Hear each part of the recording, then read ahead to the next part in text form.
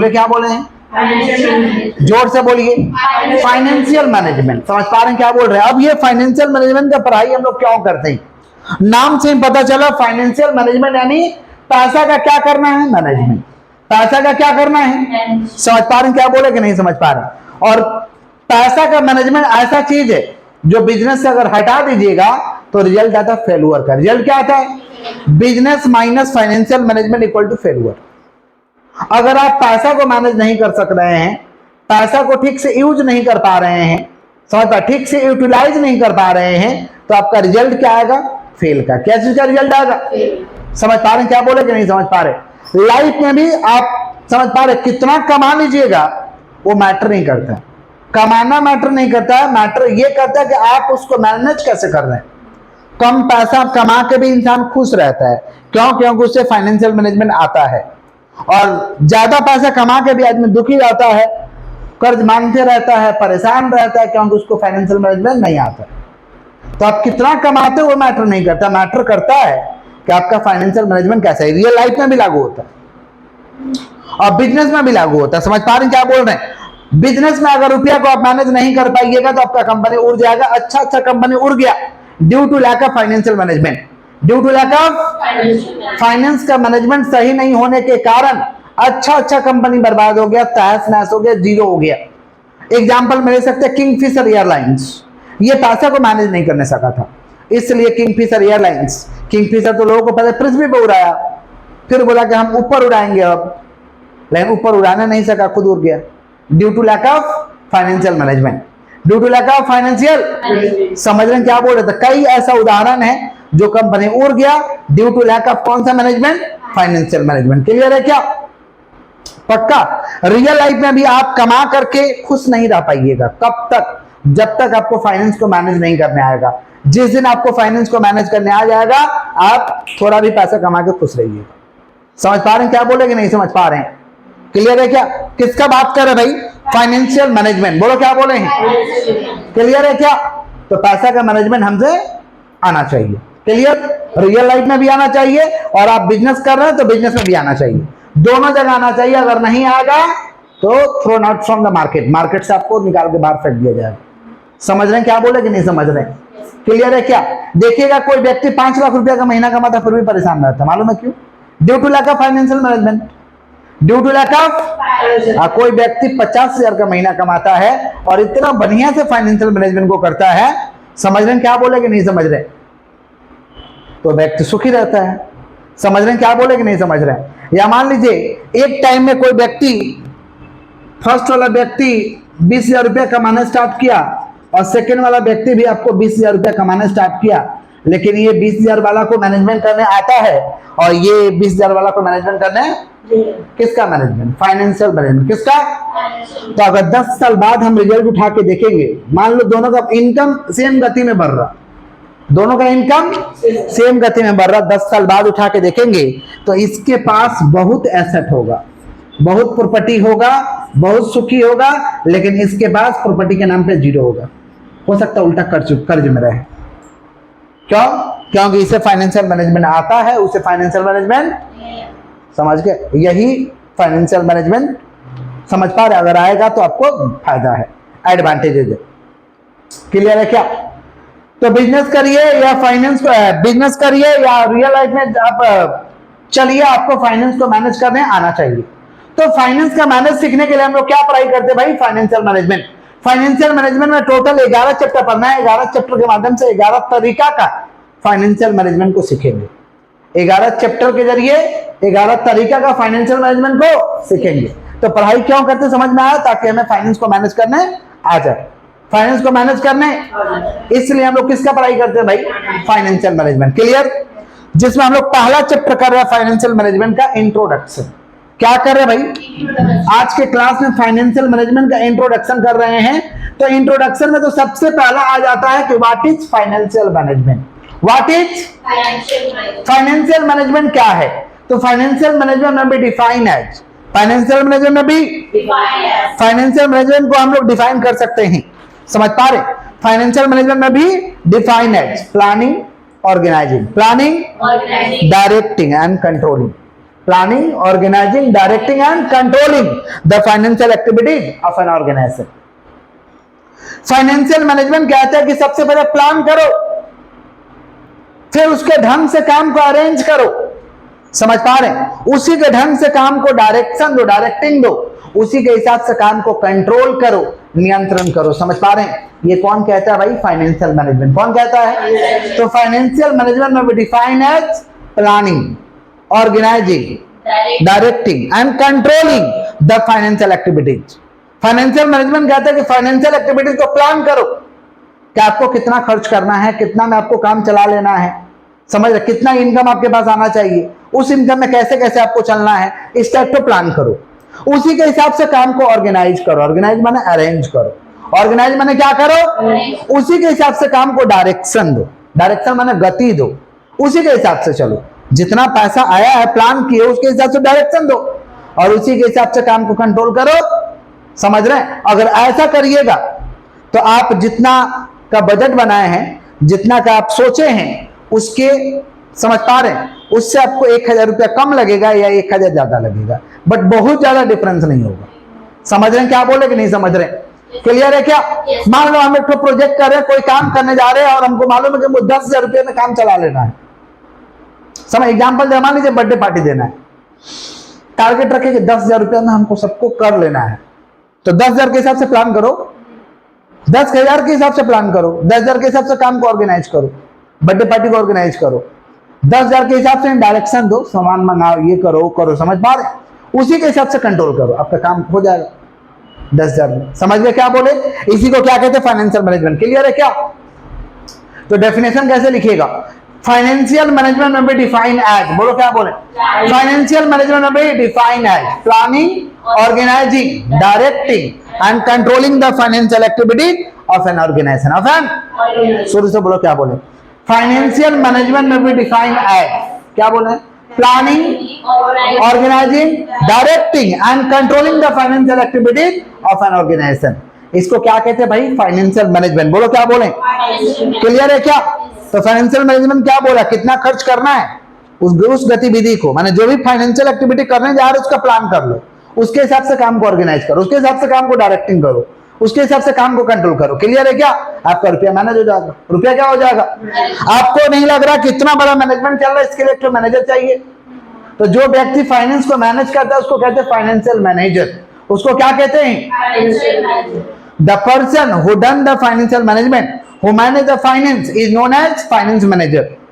Is known as, जो व्यक्ति इसे करेगा उसे क्या कहते हैं भाई? Finance manager. क्या कहते हैं? क्लियर है क्या? अब फाइनेंशियल मैनेजमेंट के इंपोर्टेंस क्या है या रोल क्या है? इंपोर्टेंस क्या है या रोल क्या है? इंपोर्टेंस और रोल समझ पा रहे हैं क्या बोल रहे हैं? पहला इंपोर्टेंस है फाइनेंशियल मैनेजमेंट का कि size and composition of fix asset. Size and composition of fix asset of business. सबसे पहले तय करो कि बिजनेस में कितना का फिक्स एसेट लगेगा। फिक्स एसेट माने समझ रहे हो? Land, building, plant, furniture, land, building. तो सबसे पहले तय करिए कि बिजनेस में कितना का फिक्स एसेट लगेगा। समझ पा रहे? साइज एंड कंपोजिशन ऑफ कौन सा asset? Fix asset. Size and composition of कौन सा एसेट? फिक्स एसेट कितना का लगेगा, कितना उसका अमाउंट होगा, ये तय करिए। समझ पा रहे हैं क्या बोले कि नहीं समझ पा रहे? तो सबसे पहले क्या बताइए?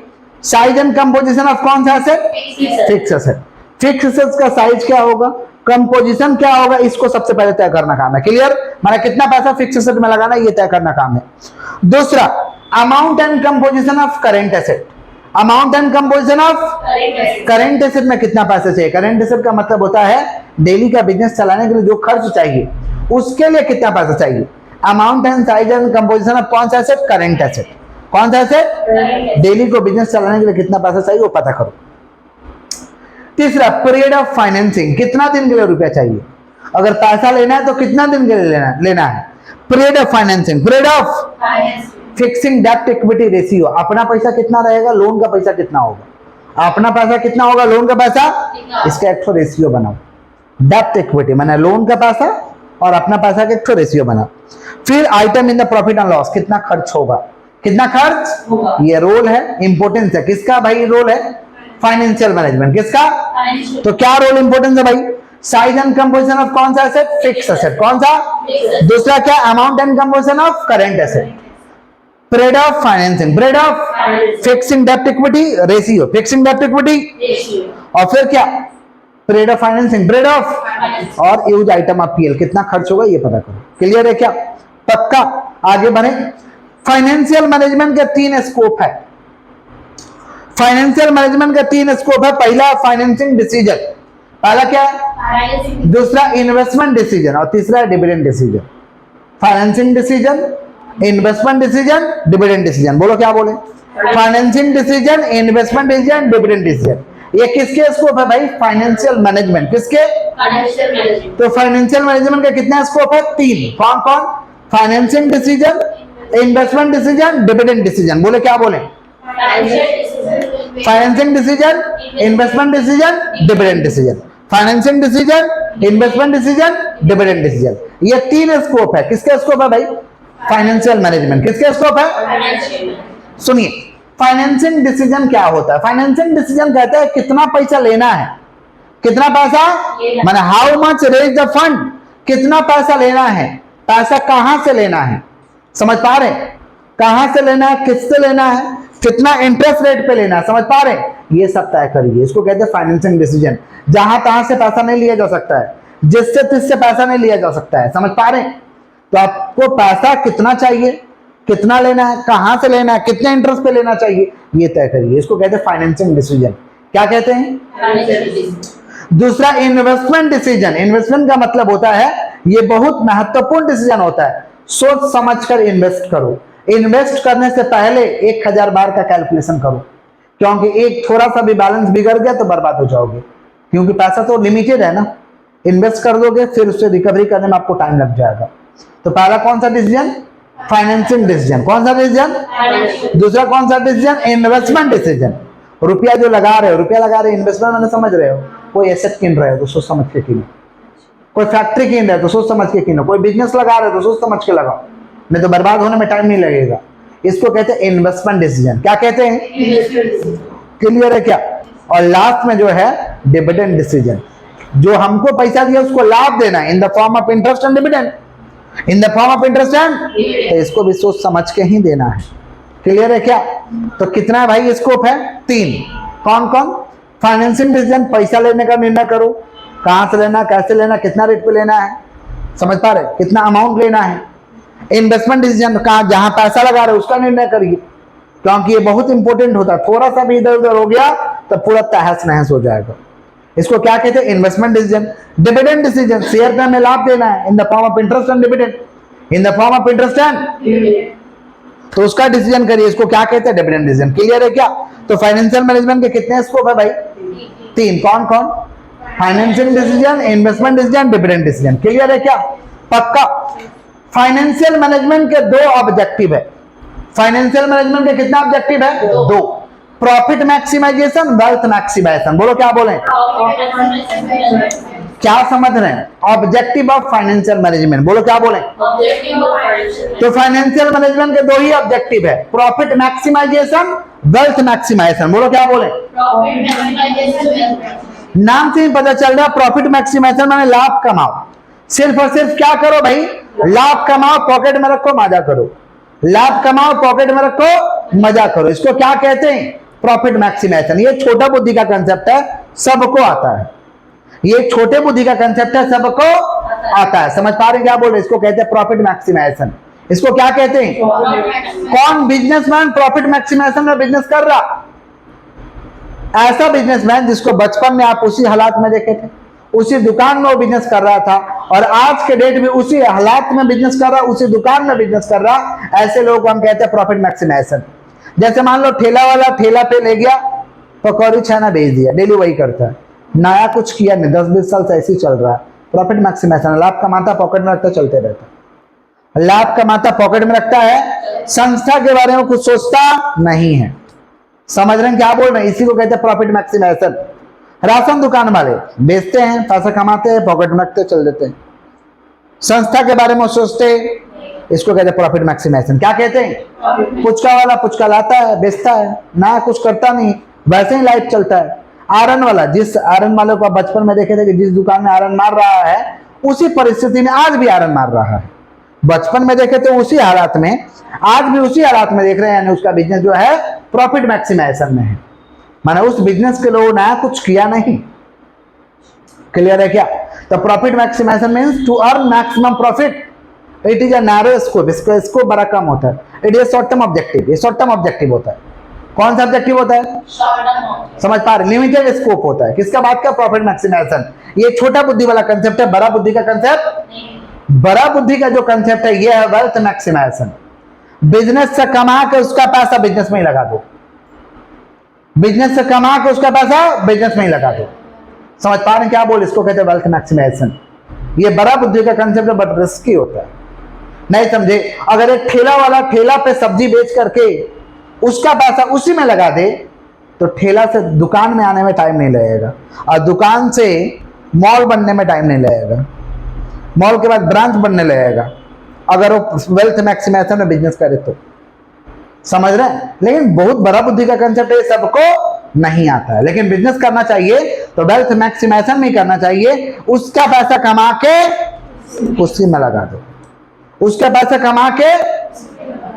तो एक समय ऐसा आएगा, उस समय तो कष्ट होगा कि उसका पैसा उसी में लगा देना, मजा तो नहीं आएगा, लेकिन एक समय ऐसा आएगा कि इतना पैसा कमा के देगा, इतना पैसा कमा के देगा कि आप संभाल नहीं पाइएगा। लेकिन प्रॉफिट मैक्सिमाइजेशन नहीं देगा। नहीं समझे? तो फाइनेंशियल मैनेजमेंट के कितना ऑब्जेक्टिव है भाई? दो। कौन कौन? Profit maximisation, wealth maximisation. बोलो क्या बोले? आप लोग बिजनेस करोगे तो किसमें धंधा करोगे? प्रॉफिट मैक्सिमाइजेशन की वेल्थ मैक्सिमाइजेशन। समझ पा रहे हैं क्या बोल रहे कि नहीं? बट रिस्की है, मजा नहीं आता है। रिस्की है, मजा प्रॉफिट मैक्सिमाइजेशन में बहुत मजा आता है। रुपया कमाओ पॉकेट में रखो, चलते रहो, रुपया कमाओ पॉकेट में रखो, चलते रहो। तो ज्यादा मजा तो प्रॉफिट में है। समझ पा रहे हैं क्या बोल रहे हैं? यस, बट ये लॉन्ग टर्म ऑब्जेक्टिव होता है। कौन सा ऑब्जेक्टिव? तो डिफरेंस आता है कभी कभी प्रॉफिट मैक्सिमाइजेशन वेल्थ मैक्सिमाइजेशन का। तो क्या लिखेंगे? Profit maximisation means to earn maximum profit, wealth maximisation means to develop the wealth of the organisation, to develop the wealth of the. Profit maximisation का narrow scope, wider scope, short term objective, long term objective. Short term objective समझ पा रहे हैं क्या बोले कि नहीं समझ पा रहे? क्लियर? प्रॉफिट मैक्सिमाइजेशन ये क्या है? इट इग्नोर रिस्क, रिस्क को इग्नोर कर देता है। Wealth maximisation it consider risk, risk होता है, इट कंसीडर रिस्क। क्लियर है क्या? आगे बढ़े। प्रॉफिट मैक्सिमाइजेशन ट्रेडिशनल कंसेप्ट है, मोहनजोदड़ो हड़प्पा के समय से चलते आ रहा है। ट्रेडिशनल कंसेप्ट है, सबको आता है, सब जानता है ये।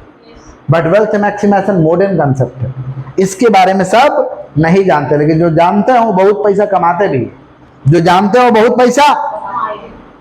समझ रहे हैं कि नहीं समझ रहे हैं? बोलिए। पक्का? प्रॉफिट मैक्सिमाइजेशन में कौन सा ऑब्जेक्टिव अचीव होता है भाई? Short term objective. कौन सा? वेल्थ मैक्सिमाइजेशन में कौन सा ऑब्जेक्टिव अचीव होता है? Long term. कौन सा? क्लियर है? आगे बढ़े।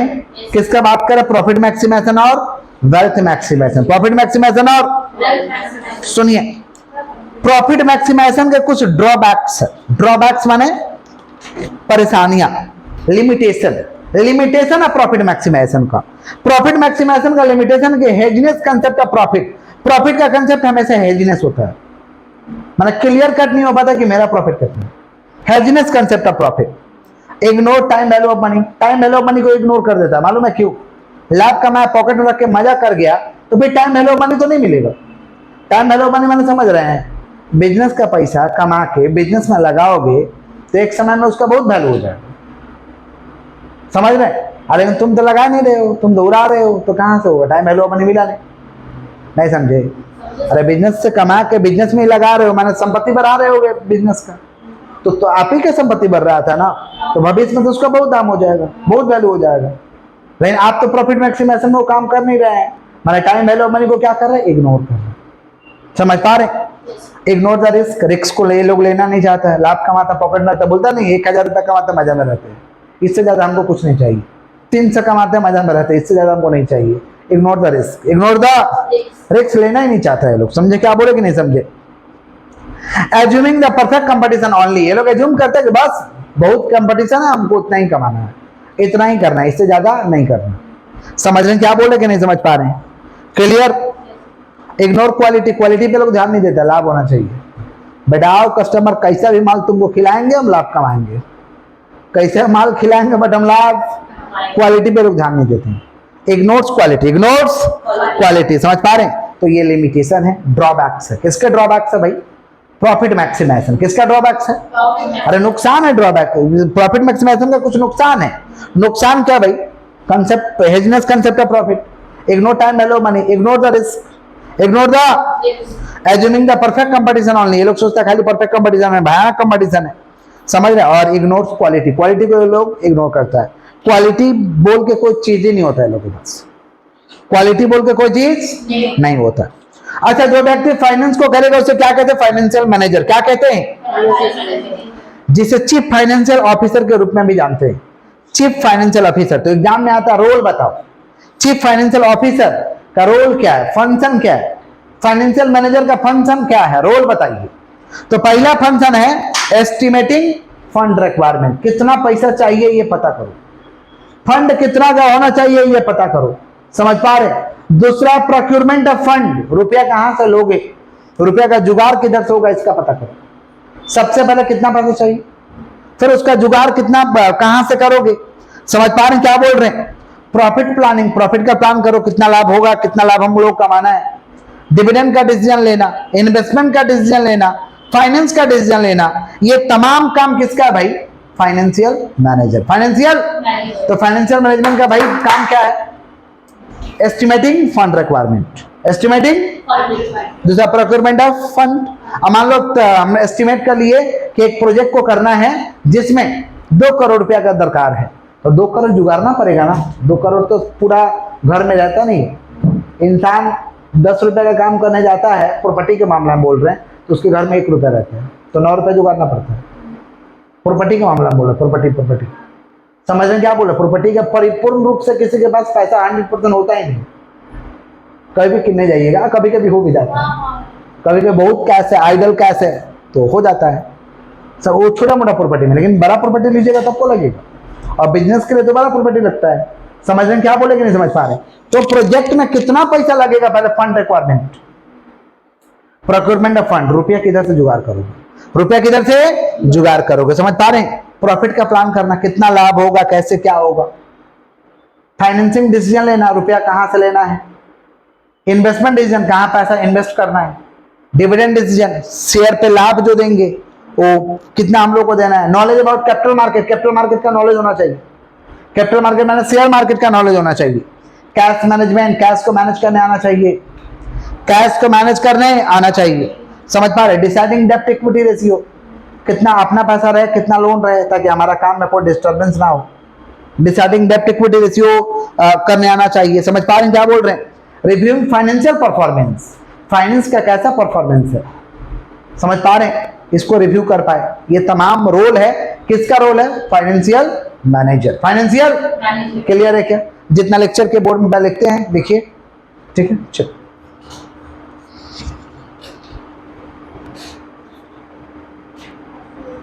डिफरेंस टेबल बनाइए, एक तरफ पॉइंट, एक तरफ प्रॉफिट मैक्सिमाइजेशन, एक तरफ wealth maximisation. Point difference table बनाइए, बोल के दिखवाते हैं। एक तरफ पॉइंट, एक तरफ प्रॉफिट मैक्सिमाइजेशन, एक तरफ वेल्थ मैक्सिमाइजेशन। बना दिए पॉइंट, कहाँ बनाए सर? एक तरफ पॉइंट, एक तरफ प्रॉफिट मैक्सिमाइजेशन, एक तरफ वेल्थ मैक्सिमाइजेशन। एक तरफ पॉइंट, एक तरफ प्रॉफिट मैक्सिमाइजेशन, एक तरफ wealth maximisation. Point, profit maximisation, wealth maximisation. Point हो गया, उधर में पॉइंट, बीच में प्रॉफिट मैक्सिमाइजेशन, फिर वेल्थ मैक्सिमाइजेशन। चलो लिखिए, पॉइंट में 1 नंबर में देखे लिख दीजिए मीनिंग। पॉइंट 1 नंबर में देखे लिखे मीनिंग। चलिए प्रॉफिट मैक्सिमाइजेशन में लिखिए, profit maximisation means to earn maximum amount of profit. Profit maximisation means to earn maximum amount of profit. Profit maximisation means to earn maximum amount of profit of a firm. Profit maximisation means to earn maximum amount of profit of a firm. हो गया। Wealth maximisation में लिखिए, wealth maximization means to earn, wealth maximization means to earn maximum wealth, to earn maximum wealth, to earn maximum wealth of the company, to earn maximum wealth of the company. हो गया. 2 number objective, 2 number objective point में profit maximisation में लिखिए short term objective, wealth maximisation में लिखिए long term objective.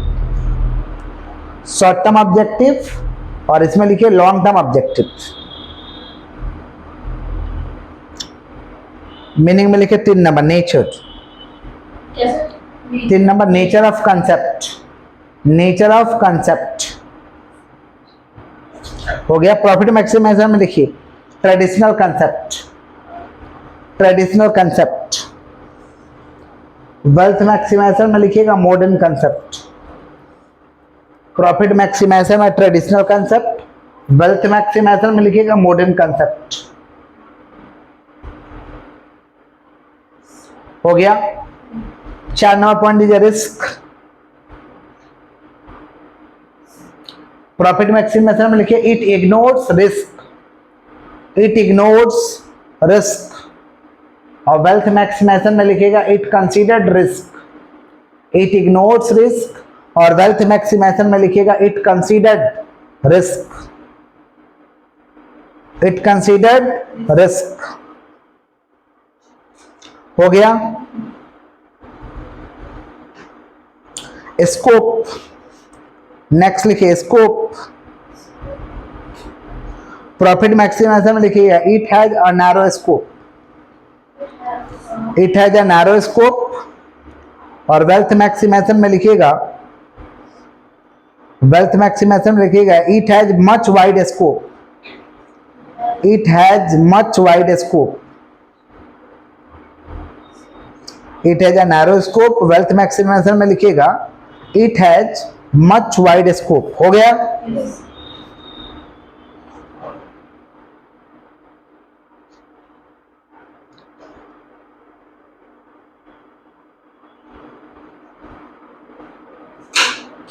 Clear, clear. Time value of money. Next हाँ point time value of money. Point में time value of money. Profit maximisation में लिखिएगा it ignores time value of money, it ignores time value of money, time value of money, it ignores time value of money. और wealth maximisation में लिखिएगा it considered time value of money, it considered time value of money, it considered time value of money, it considered time value of money. Clear. और ये board में लिखा हुआ है सारा आंसर, बाकी का याद करके आना है. याद कर लिया ना सर? यस.